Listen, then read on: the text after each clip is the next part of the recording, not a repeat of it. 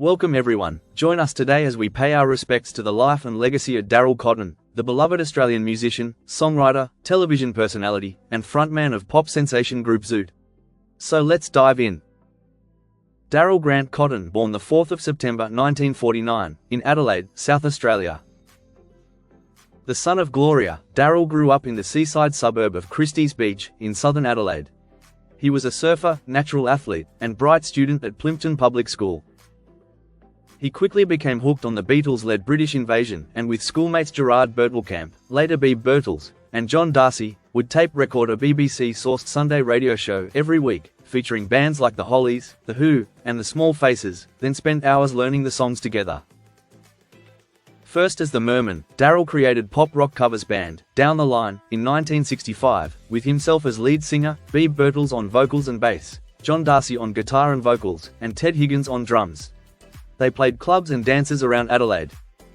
In mid-1967, local promoter Bernard Neeson, later known as Doc Neeson of the Angels, suggested they rename the band Zoot to highlight their British mod influences. That year, they placed second behind the Masters Apprentices in the South Australian heats of Hoadley's Battle of the Sounds. By late 1967, Zoot was Adelaide's top band and set their sights on Melbourne's thriving dance scene. By 1968, their manager Jeff Joseph relocated them to Melbourne, but fell ill, leading Wayne de Gruchy to take over and launch the Think Pink, Think Zoot campaign, dressing the band in pink outfits. The gimmick drew crowds of adoring girls but alienated older male fans, who dismissed them as pretty pink pansies, idolizing real music. Ironically, Zoot's early singles paid genuine tribute to bands like The Who and The Move.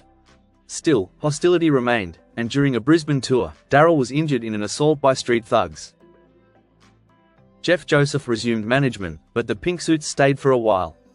By September 1969, the lineup was Darryl, Beeb Birtles on bass, Rick Brewer on drums, and new guitarist Rick Springfield, who became the band's main songwriter. Zoot shifted to a harder, heavier sound, dramatically marked by burning their pink suits on TV.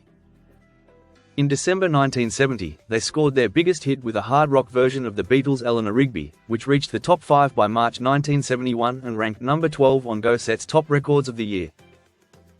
Despite their next single, Freak, making the top 30, Zoot disbanded in May 1971.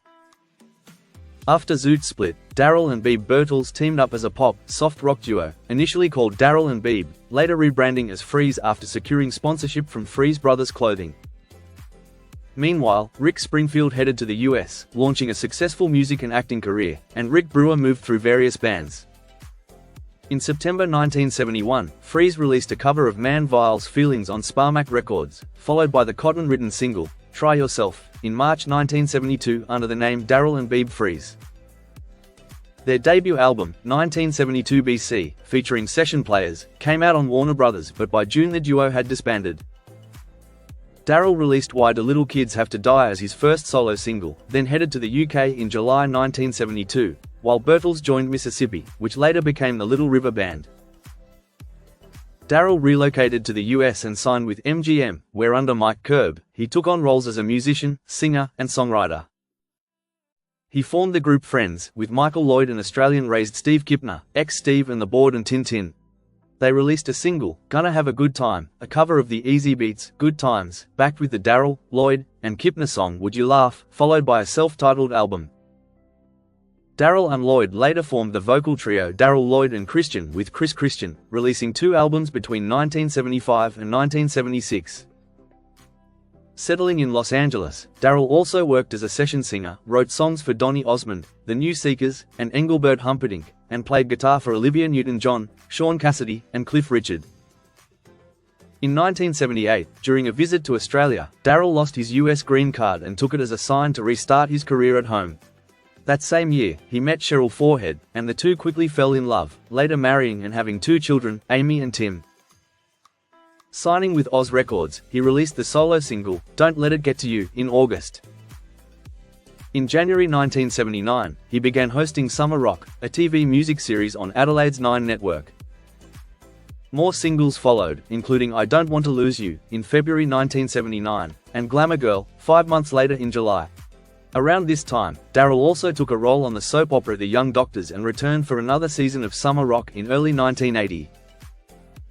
In early 1980, Darryl scored his biggest solo hit with Same Old Girl, co-written with former bandmate Chris Christian, reaching the top 10 on the Kent Music Report.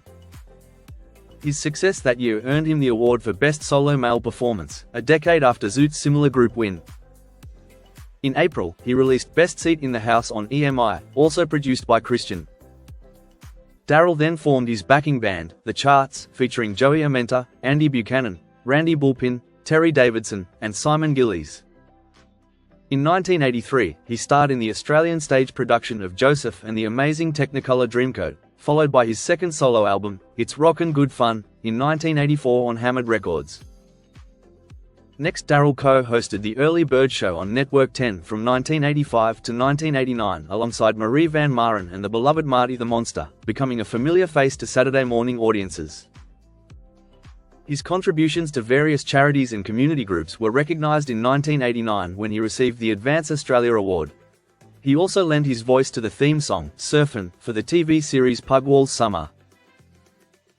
In 1994, Darryl released the children's album Just for Kids, and 2 years later teamed up with fellow 60s icons Russell Morris and Ronnie Burns for a popular touring act, performing 40 weekends a year in Australian clubs, invariably to full houses.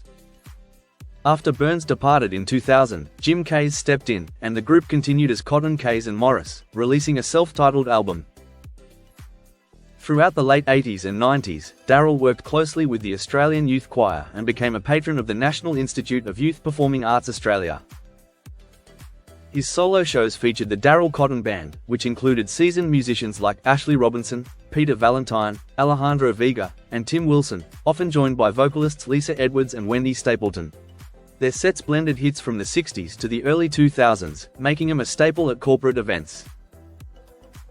In 2011, Darryl briefly reunited with Zoot for a nostalgic cruise performance out of Miami, rejoining Birtles, Brewer, and Springfield for one final bow. Tragically, on the 27th of July 2012, Darryl Cotton passed away from liver cancer, which had initially spread from his colon, just 2 months after his diagnosis. The news stunned many, as Darryl had always led a healthy lifestyle, a vegetarian, non-smoker, and fitness enthusiast.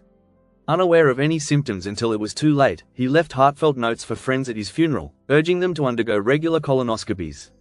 He was survived by his mother Gloria, his wife Cheryl and children Amy and Tim. And there you have it. Though Darryl Cotton left us too soon, his music and legacy continue to inspire. From his days with Zoot to his solo career and television work, he brought joy to countless fans and will never be forgotten. Thank you for watching. Don't forget to like and subscribe for more videos on iconic artists just like this. Take care and bye for now.